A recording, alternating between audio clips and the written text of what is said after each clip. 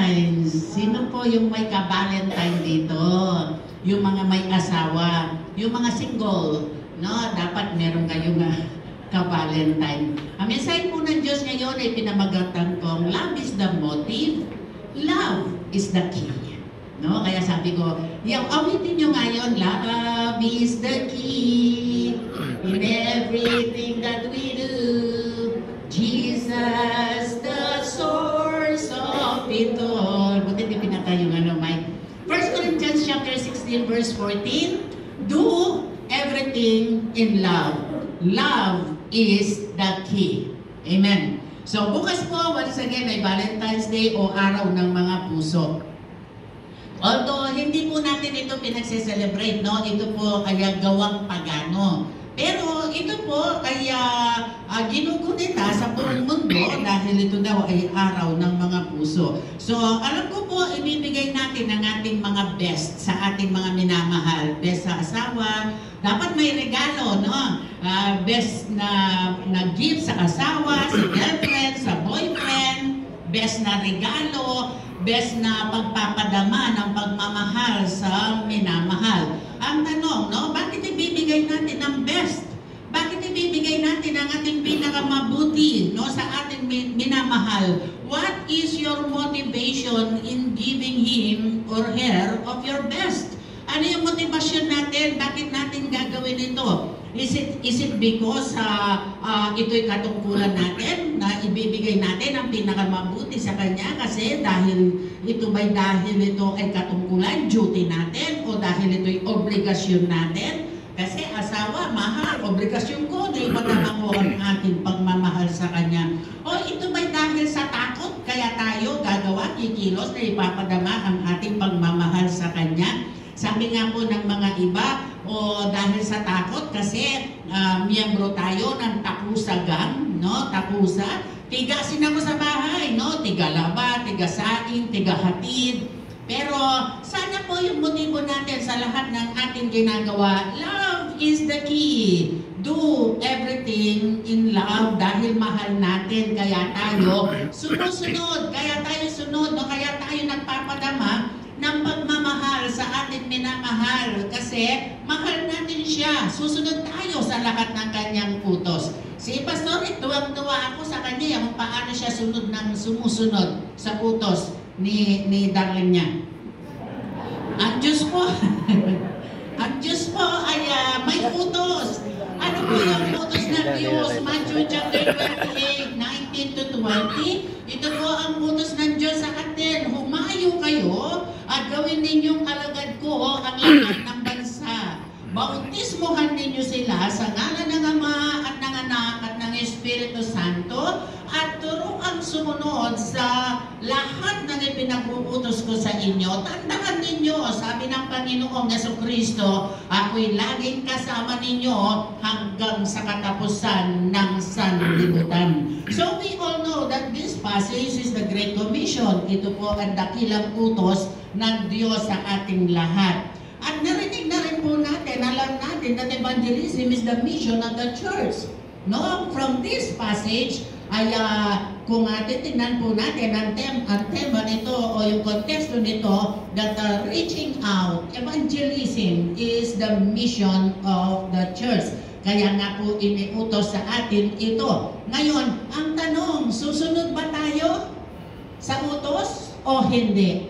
Although sinasabi natin, kung tatanungin natin ang kongregasyon, pag tinatanong namin, mahal nyo ba ang Diyos? Ang sigaw ay yes, opo, we love the Lord. Pero minsan merong testing dyan Paano mo ipapakita ang pagmamahal mo sa Diyos? Hindi po ba kailangan sumusunod tayo sa Kanya? At kung susunod tayo sa Kanya, ang question, ano ang driving force mo or motivasyon mo sa pagsunod sa utos ng Diyos? Again, is it because of duty? Dahil ito'y iniutos ng Diyos, kaya ako'y susunod? O ito'y obligasyon ko, Kristiyano ako Obligasyon ko ito, una sa Diyos, pangalawa sa Iglesia. O is it because of fear?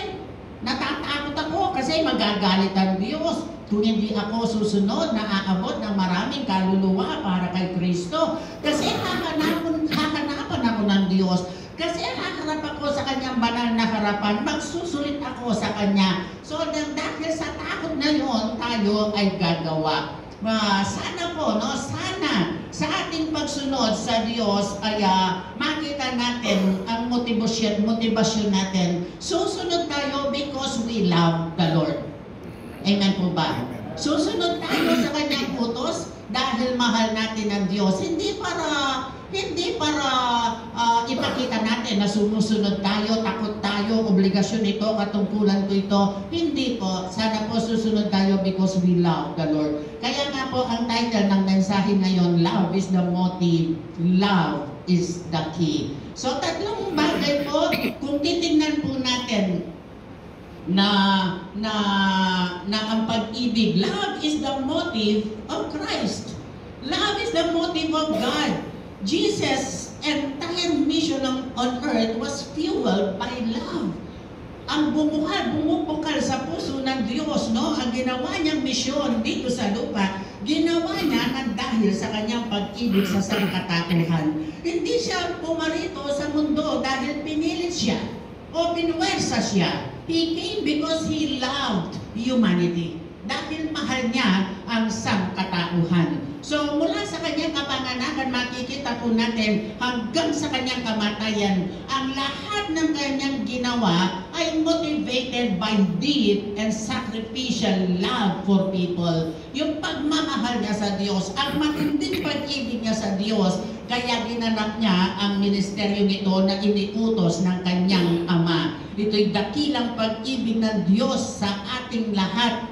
Just imagine, ibinigay niya ang kanyang bugtong na anak. Alam po natin yan, John 3:16. Sapagkat gayon na lamang ang pag-ibig ng Diyos sa sangkatauhan. Kaya ibinigay niya ang kanyang kaisa-isang anak upang sino mang sumampalataya sa kanya ay hindi na mapahamak kundi magkaroon ng buhay na walang hanggan. Yan ang pagpapakita ng pag-ibig ng Diyos sa atin. Jesus did not come into the world because of obligation, dahil He came out of love. Yun ang motibo ng Diyos. Kaya iniwan niya ang kalwalatian ng langit upang magkatawang tao. Just imagine, nandoon siya sa langit. Wala nang pinakamabuti, pinakamasaya, pinakamaayos na kalalagayan, kundi nandoon sa langit, sinasamba siya ng mga milyong-milyong mga anghel. And yet, pinili niya. Hindi siya pinilit. Pinili niya na bumaba sa lupa, magkatawang tao, at namuhay sa piling natin. Siya po ay puspos ng pag-ibig. At iyon ang isang dahilan kung bakit ninais niya na tubusin ang makasalanang tao. Sino ba tayo? No? Para pahalagahan ng isang Diyos na makapangyarihan. The Creator of heaven and earth. Tayo ay makasalanan. Puno tayo ng dungis. Sino tayo? Para pahalagahan ng isang Diyos na makapangyarihan. We don't deserve it. Sabi ko minsan kaya, Pastor August, alam mo, para sa akin ang biyaya, yung grace, yung biyaya, ay yung hindi man tayo karapat-dapat kasi makasalanan tayo, kasi marumi tayo, and yet narito tayo.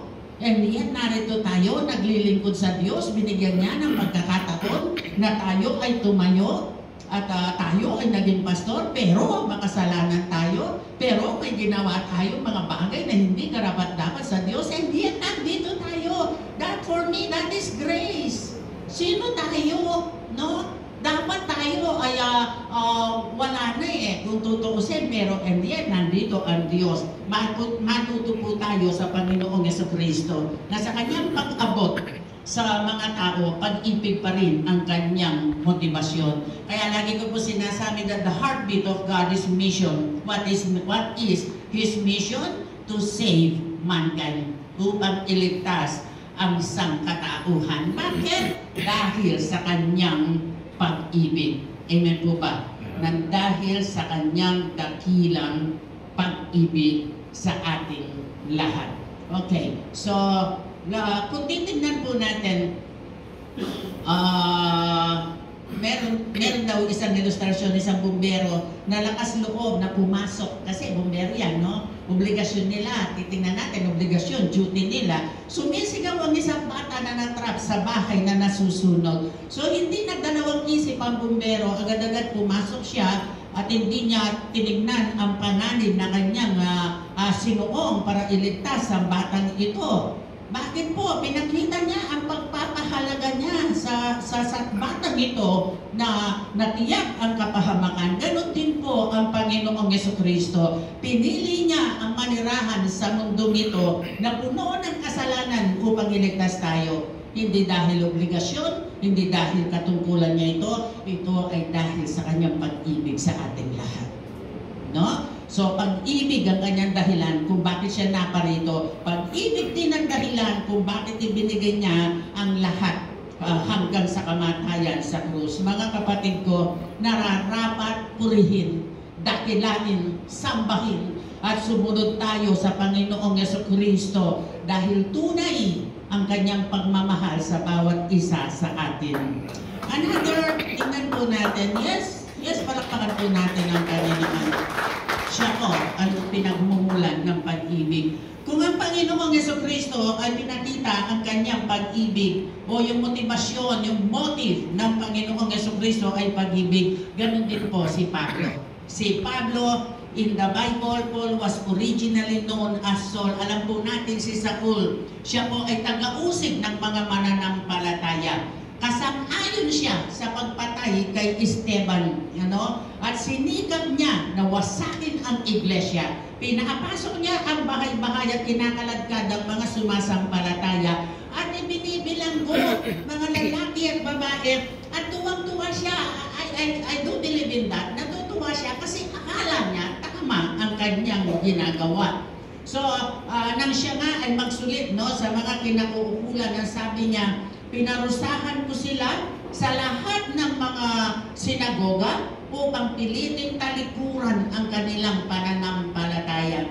So, sa tindi ng puot ko, sabi ni Pablo, inusig ko sila kahit sa mga lungsod sa iba't ibang bansa. Talagang tempe mo talaga na hinanap niya sila ang mga mananampalataya. Salamat sa Panginoon.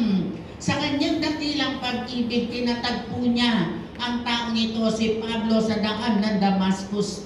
At naalam po natin ang istorya, si Pablo na dating taga-usig, kaisa sa kamatayan ng mga mananampalataya, naging dakilang misyonero na nagdala ng mabuting balita ng kaligtasan sa lahat ng dako. Dating mamamatay tao, dating taga-usig ng mga mananampalataya. At yung bandang muli, matapang, patay itong patay, ibabahagi niya ang magandang balita. Ano po ang dahilan ng kanyang pagbabago? The love of Christ transformed him and became his driving force. Ang motivasyon niya, pag-ibig. Pag-ibig. Paul was compelled by Christ's love. Sa 2 Corinthians chapter 5 verse 14, sabi po, ang pag-ibig ni Kristo ang naghahari sa amin, sapagkat natitiyak namin may isang namatay para sa lahat, kung kaya't ang lahat ay bibilang ng patay. Mas maganda po siya sa English, for Christ's love compels us, because we are convinced that one died for all, and therefore all died. So, ano po yung driving force ni Paul? Pag-ibig.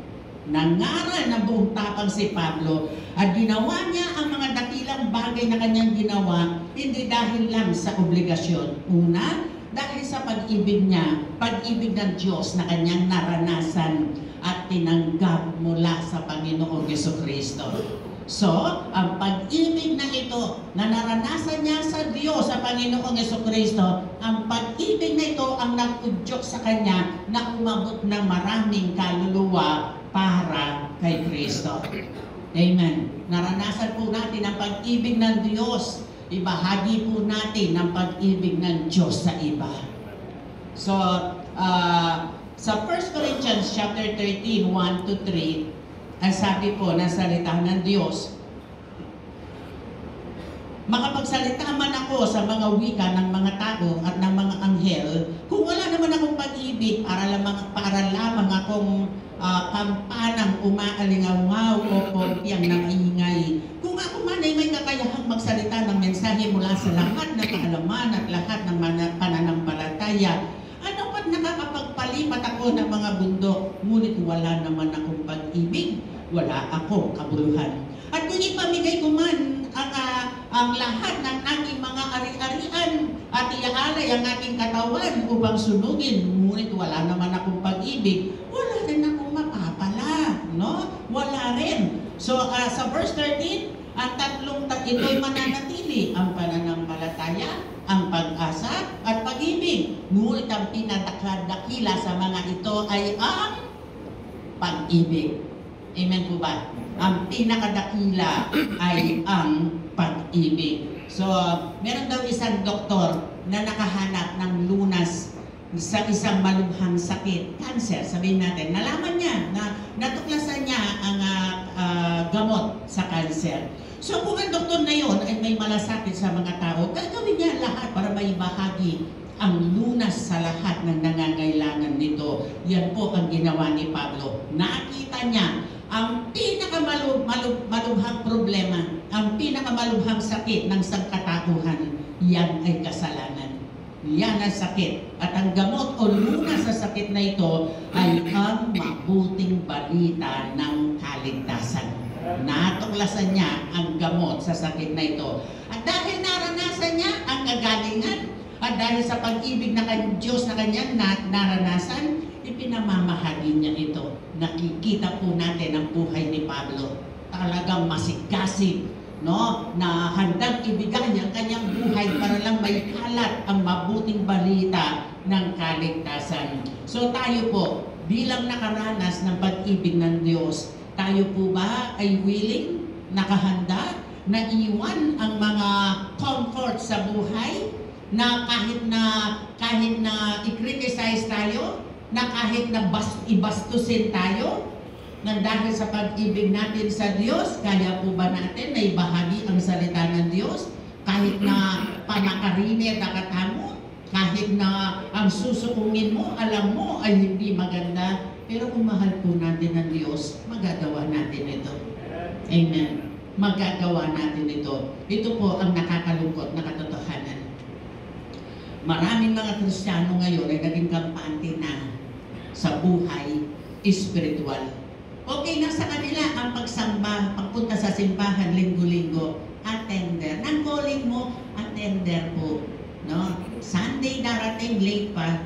Tapos benediction, hindi pa tapos, umaalis na. Yun na.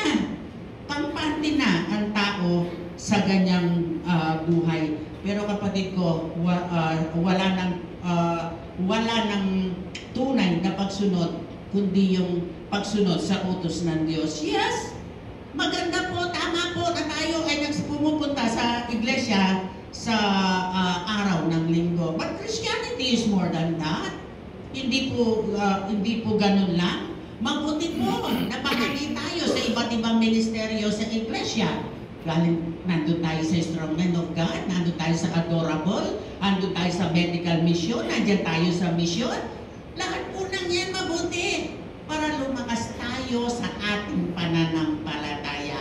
Pero sana hindi lang po tayo ang nagpapalakasan. No, yung lakas na yan ay gamitin natin para sa ating sa iba na wala pang Kristo sa kanilang mga buhay. Amen.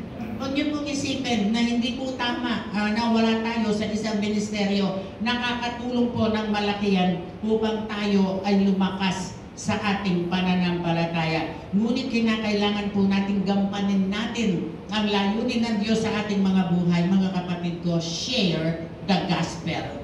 Yan ang utos ng Diyos. Share the gospel. Mga leaders po tayo, no, malulusog na tayo sa isang ministeryo. Tayo nagpapalakasan, we encourage each other, pero sana po gamitin natin ang lakas na yan para umabot ng maraming kaluluwa para kay Kristo. Pangatlo po, love should be the motive of Christians. Love ang motibo ng Diyos. Love ang motibo ni Pablo. Pag-ibig din, dapat ang motibo natin. Kung pag-ibig ang motibo ng Panginoong Jesucristo sa kanyang ministeryo, at pag-ibig ang nagudyok kay Pablo na gawin ang kanyang misyon, sana po tayo rin ay ganun din dapat. Pag-ibig sa Diyos, tayo ay gagawa. Love must be the heartbeat of Christians in evangelism. Pag-ibig. Hindi dahil obligasyon, hindi dahil ito'y utos, kundi nandoon ang pag-ibig sa ating mga puso. Ang pagbabahagi ng mabuting balita, again, gawin natin na bumubukal sa ating mga puso ang matinding pag-ibig sa Kanya. And evangelism should not be a burden. Hindi dapat ito bigatin sa atin. Ano na naman yung pagawa ng church? Matino-tino kami kaya masaya kami kay grupo ni. Masaya na kami sa grupo namin. Pero hindi po Dapat ito ay kagalakan sa atin na ibahagi ang dakilang pag-ibig ng Diyos na ating naranasan. Naranasan po natin ang pag-ibig ng Diyos. Sa simula pa, noon pa, magpahanggang ngayon hanggang sa darating na panahon. Hanggang doon sa buhay na walang hanggan, mararanasan natin ang pag-ibig ng Diyos sa atin. Kung talagang mahal po natin ang Diyos, mga kapatid ko, kung ano ang kanyang nais, yun din ang naisin natin sa ating mga buhay. Kung ano ang tibok ng kanyang puso, siya din dapat ang tibok ng ating mga puso. At alam po natin kung ano ang design ng tibok ng kanyang puso, maraming kaluluwa para kay Kristo na ang lahat ay makarinig ng mabuting balita ng kaligtasan. Amen. So if love must be the heartbeat of Christians in evangelism, love for people moves us to action. Sabi ko po sinasabi kay Sarah, love is an action word, anak. Sa John 14:15, sabi po ng Diyos, if you love me, you will obey my commandment. Di po ba? Hindi po niya sinabing, if you love me, study. Saliksikin ang ating mga utos. Sabi niya, obey. Sundin natin ang kanyang utos. Ano ang kanyang utos? Mark 16:15, umayo kayo sa buong sanlibutan at ipangaral ninyo sa lahat ang mabuting balita. If you love God, we must love others. Amen. Mahalin natin ang iba. We will care about their eternal destiny. So, alam niyo po ang talagang issue kung bakit hindi tayo sumusunod sa utos. Hindi naman talaga pagsunod ang kulang sa atin. Kung bakit hindi tayo humahayo. Hindi kaya hindi tayo sumusunod, hindi kaya kulang tayo sa pagmamahal sa Diyos. Hindi kaya kulang tayo sa pagmamahal sa Diyos, kaya kulang din ang pagmamahal natin sa tao. Kapag po Pasko, may namamasko sa ating mga bahay, mga bata. Sa amin po, bisan dali ko pamindino, magulisak na laringan ng mga lampag na laging gate. Namamasko po. So, pag binigyan mo yung isang grupo, yung kasunod na, alam mo, balugala. Tumpok-tumpok na narating ang mga bata. Bakit nangyari yun? Kasi ipinamalita nila yung aginado, yung regalo na ibinigay mo. Ipinamalita nila sa iba. Kaya tuloy, maraming mga bata ang pupunta sa iyo upang makatanggap ng regalo. Sana ganun din po tayo. Ipamalita ang regalo na ating natanggap mula kay Kristo. Ipamalita po natin. Ipagmalaki. Huwag itago ang kaligtasan na ito sa atin. Pag tinanong ka, Kristiyano ka? Yes, Kristiyano ako. Hindi yung hindi ka makasagot. Ipagmalaki, ipagsigawan, ipamahagi ang mabuting balita ng kaligtasan na natanggap natin dahil nag-uumapaw ang pag-ibig natin sa Diyos. You know what? Ang pangangaral na walang pag-ibig ay walang kabuluhan. Good preaching without love is meaningless.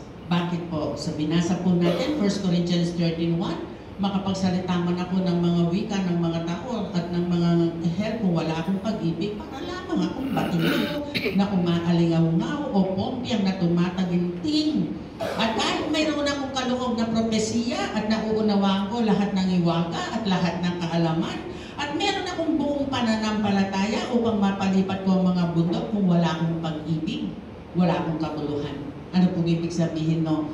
Kahit na makapagsalita ka ng napakagaling sa harap ng pulot dito, kahit magaling kang magsalita, gamit ang mahuhusay na kasalita, na kasing husay, o pinakamahusay na tagapagsalita, o kasing husay pa, sabi ng binasa natin ng mga anghel. Ngunit kung wala akong pag-ibig, walang pag-ibig sa ating mga puso, yung karunungan na yon, yung galing na yon, sabi po ng Biblia, walang kabuluhan kung walang pag-ibig.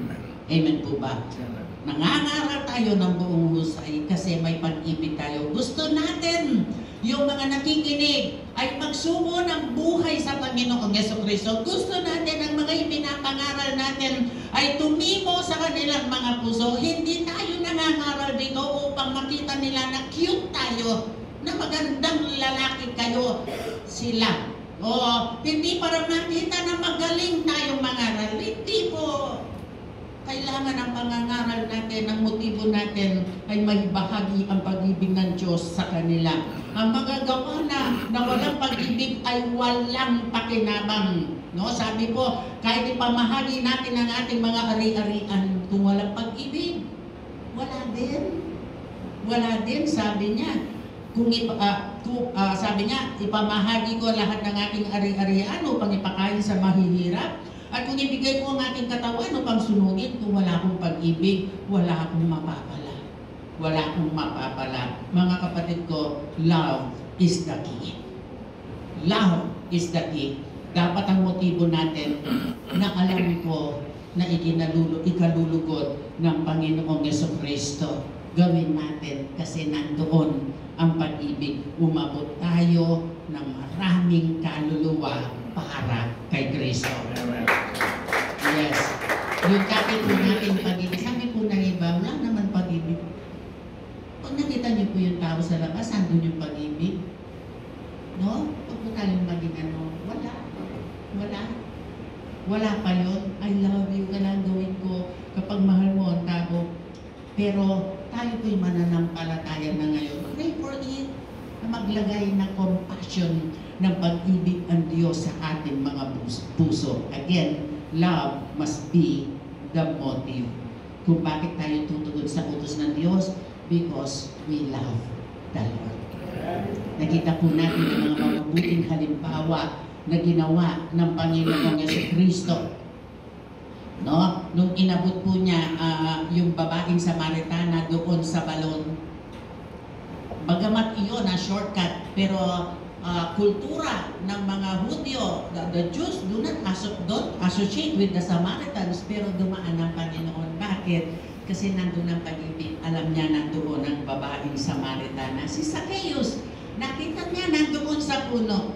No? Instead of rejecting him dahil siya ay isang tax collector, no? We all know, kinamumuhian ng mga Hudyo ang mga tax collector katulad ni Zacchaeus, pero ang Panginoon hindi niya tinignan kung sino siya. Sabi niya, bumaba ka, pupunta kami sa iyong bahay. So ganun niya pinapahalagahan ng mga tao. Si Nicodemus, gabing-gabi, pagod na pagod ang Panginoong Jesucristo, pero hindi niya inisip na pagod siya. Tumayo siya, hinarap niya si Nicodemus, at siya ay nagkaroon ng kaligtasan. Sana po ganun tayo. Magagawa lang natin yun. May pag-ibig sa ating mga puso, una sa Diyos, and then yung pag-ibig na yun, tuturo para sa mga tao. Kailan po tayo magpapasimula? Ngayon. Amen.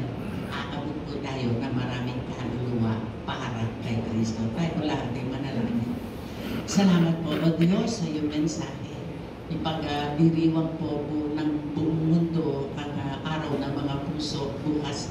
Sana po, Panginoon, hindi namin tignan ito. Bagamat ito hindi namin na pinag-celebrate, pero sana, Panginoon, ang makita namin ay yung dakilang pag-ibig mo sa sangkatauhan, ang pag-ibig mo sa atin. Amin. Kung mahal ka namin, O Diyos, ipapakita namin ito sa pamamagitan ng aming mga gawa. Salamat po, O Diyos, pagpalain mo ang bawat isa.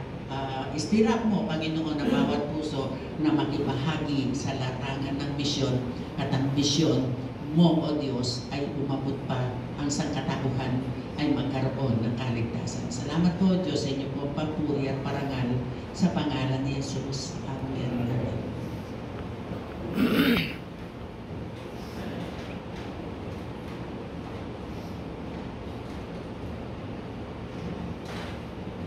Praise God. Salamat po, Pastor Hans, sa napakagandang mensahe na natin sa gabi ito. Love is the key. Ang pag-ibig ang susunod. Nasa dako po tayo ng ating sama-sama pananalangin. Tayo po ay may 3 puntos na idudulog sa Panginoon. Una, ang inilagay sa ating mga puso na tayo ay makapagdala kahit na isang kaluluwa para sa Panginoon. At ang pangalawang punto po ay evangelism. Maging kaisa po tayo, kabahagi tayo, na mahayag ang kaligtasan sa buong sa katauhan at ang huli para sa ating bansa. Tayo po ay inayayahan at tayo po ngayon at tayo ay dudulog sa ating Panginoon. Hallelujah. We worship you. Yes, Lord. Salamat nga po sa napakagandang mensahe mo na iyong inihatid sa gabi. Punuin niyo nga po kami ng iyong pag-ibig upang kami ay makaganap, makasunod sa iyong dakilang layunin na inyong inilagay sa aming mga puso na kami ay maging kabahagi pa ng iyong misyon, na iyong tibok ng iyong puso, na kami ay makahikayat higit pa sa isang kaluluwa pa. Gamitin niyo nga po ang bawat isa sa amin habang may pagkakataon, habang kami ay naririto sa mundo. Hindi na paligid na napakalapit mo na dumating ka. Malapit ka nang dumating. Hayaan niyo po kami ay makagawa para sa iyong kapurihan. Lalo na ang evangelism, Panginoon.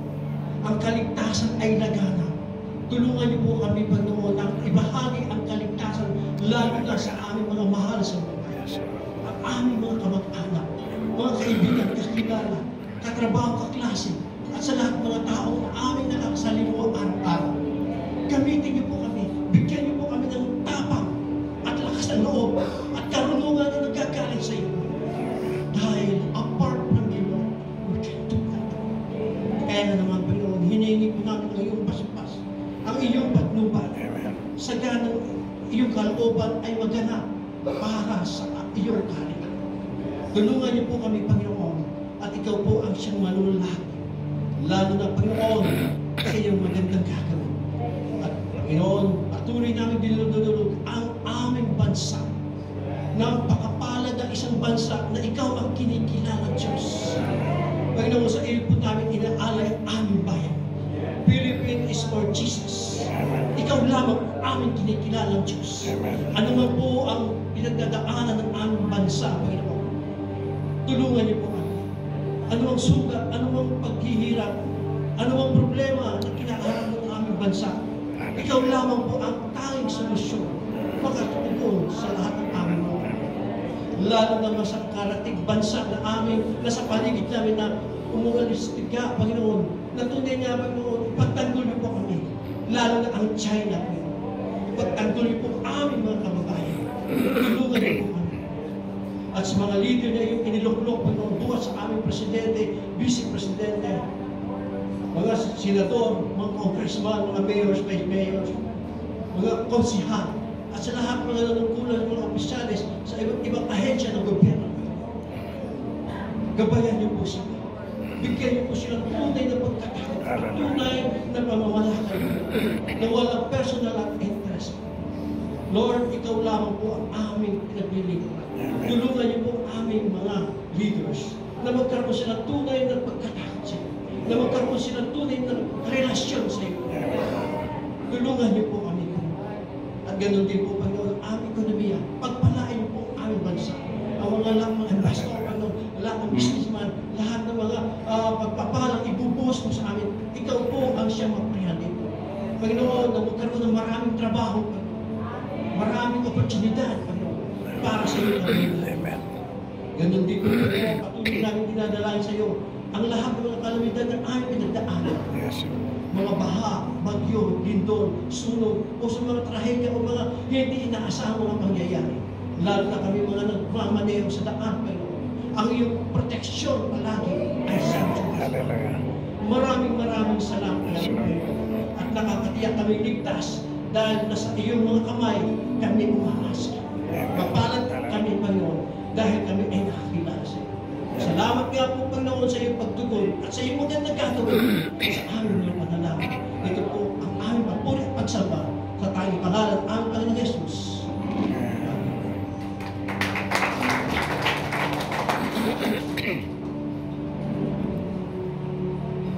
Ang malawang puntos po ay kagalingan po ating mga pangangatawan, financial needs, spiritual growth, and spiritual revival. At ang mga prayer request po natin, tayo pong lahat ay patuloy na magpurit magpasalamat at manalangin po tayo. Mga Diyos, kami po ay nagpupurit at papasalamat sa narinig po namin mensahe, Panginoon. Mahal po kami bagamat kami nagkakasala. Kaya po kami nagkakasakit naman, Diyos. Dahil sa aming pagkakasala, pero ang iyong kagalingan, O Lord, ang iyong kapag, ang iyong biyaya sa amin, ay patuloy mo kami pinagagaling, O Lord. Salamat po. Hallelujah. Dahil sinabi po sa iyong mga mensahe, O Lord, na isinulat ni Santiago, kung sino man na may kasalanan sa amin, dapat namin musuko upang kami ay gumaling sa amin po ng iyong mga salita, O Lord. Kaya nga po, Panginoon, kung kami po ay may karamdaman, unahan mo po kami ng kapatawaran upang kami ay gumaling, lalo-lalo na mga kapatid namin na nasa ospital, nasa bahay, sa mga kapatid namin na nandito, kung sino man na may karamdaman, Panginoon Diyos. Naniniwala po kami, sumasalpantaya po kami sa iyo. By your stripes, O Lord, we are healed. Ang kinina po namin ang kagalingan, O Lord, na alam po namin, Ikaw ang Jehovah Rapha po namin, ang Diyos na magpagamot, O Lord. At naniniwala po kami, sumasalpantaya po kami, O Lord, sa iyong banal na harapan, na kami ay pinagaling mo naman, Diyos. Salamat po, Panginoon, sa kagalingan. Tunay nga, Panginoon, Ikaw ang Diyos namin na pinagkakatiwalaan sa lahat ng bagay, Ama Diyos. Napakabuti mo sapagkat mahal mo kami. Mahal ka namin, Panginoon, na alam po namin hindi mo kami iiwan o pababayaan man sa lahat ng respeto ng aming mga buhay. Salamat po, Panginoon, sa kagalingan. Salamat po. Maging sa mga financial needs po namin, Panginoon, You are the Jehovah Jireh who provide all our needs. Angkinin po namin ang mga pangako mo na ibubus mo ang masaganang pagpapala, O Lord, sa iyong mga anak na patuloy na nagtatapat at naglilingkod sa mga pangangailangan namin ng financial na gastusin, O Lord, sa mga financial needs namin, O Lord, mga bayaran, Lord, sa eskwela, sa kuryente, sa bahay, o ano mga pangangailangan namin na financial, O Lord, na alam po namin, kayo po ang magpuprovide ng lahat ng ito. Sapagkat kami ay mga anak mo, hindi mo kami iiwan o pababayaan man, O Lord. Salamat po maging sa spiritual na buhay po namin.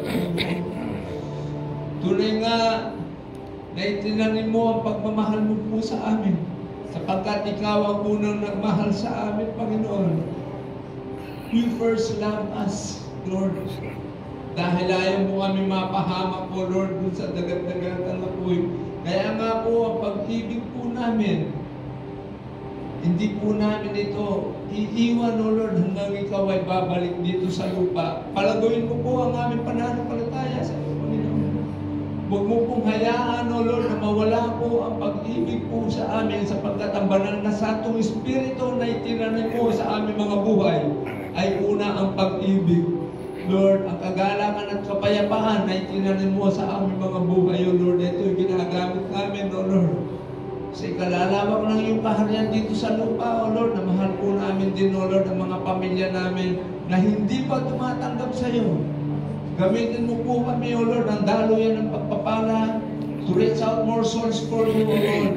Gamitin mo po kami upang kami ay humayo na idinadalain po namin ang aming mga kapatid, pamilya at kamag-anak upang sila rin ay tumanggap ng kaligtasan sa iyo, Ama Diyos. Ayaw po namin silang mapahamak, O Lord, sa dagat-dagat, sa muli mong pagbabalik, Panginoon. Alalahanin mo po sila. Alalahanin mo po ang bawat isa sa amin na wala pong maiiwan sa pamilya namin at sa buong iglesia, O Lord, na kinabibilangan po namin, O Lord. Salamat po na ibinigay mo ang iyong bugtong na anak para sa amin. Sa tamang panahon ng iyong pagbabalik, Panginoon, inihahanda po namin ang aming mga buhay upang kami ay mamuhay na may kabanalan, na may katwiran, O Lord. Sapagkat sinabi mo sa iyong mga salita, hindi ka namin makikita kung hindi kami mamuhay na may kabanalan. Diyos, salamat po sa iyong mga salita na ibinibigay mo po sa amin. At dinadalangin din po namin, Panginoon, O Lord, ang mga prayer request po namin. Batid po namin, hindi pa po namin naasambit ito. Kayo po ang nakakaalam. Because you are all-knowing, omniscient God, O Lord God, na mga pangangailangan namin, unang-unang kaligtasan sa mga pamilya namin, kagalingan, financial needs, ang lahat ng mga ito, Ama Diyos, ay alam mo na. At saka sa mga unspoken prayer request po namin, sa mga prayer request box, na alam po namin ito ay tutugunin mo sa tamang panahon, sa tamang oras at tamang kapanahunan na aayon sa iyong kalooban ng Diyos. At binabalik po namin ang kapurihan at kapasalamatan sa tayong pangalan ng aming Panginoong Yesus. Lahat po tayo ay magsabi ng Amen. Patuloy po tayong nanatili sa pasensya ng pag-ibig ng Panginoon. As we render our last song, deserve po niya lahat. He deserves all the glory, all the praises, all the worship of His people. You deserve the glory and the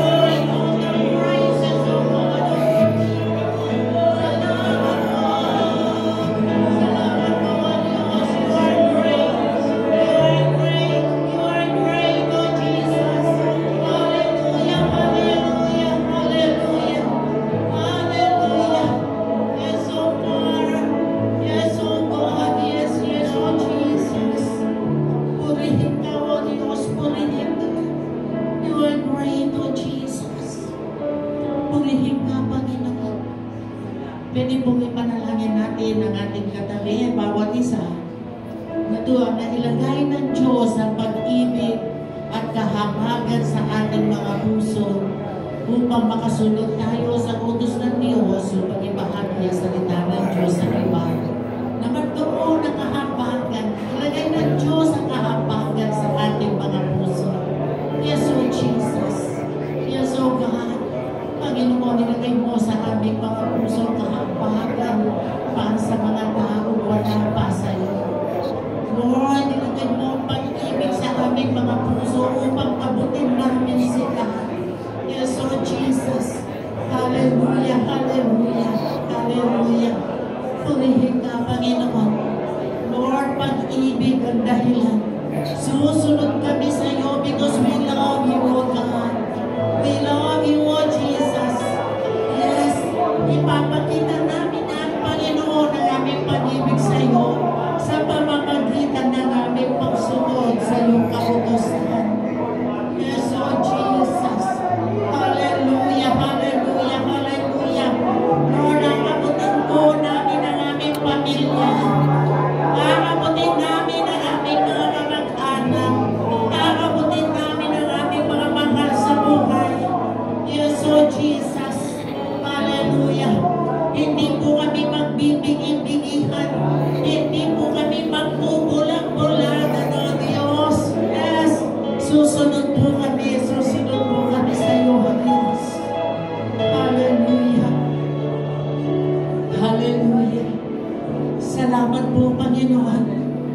Minsan pa salamat sa programang ito ng Iglesia, O Diyos, na kami ay aabot ng maraming kaluluwa para sa iyo.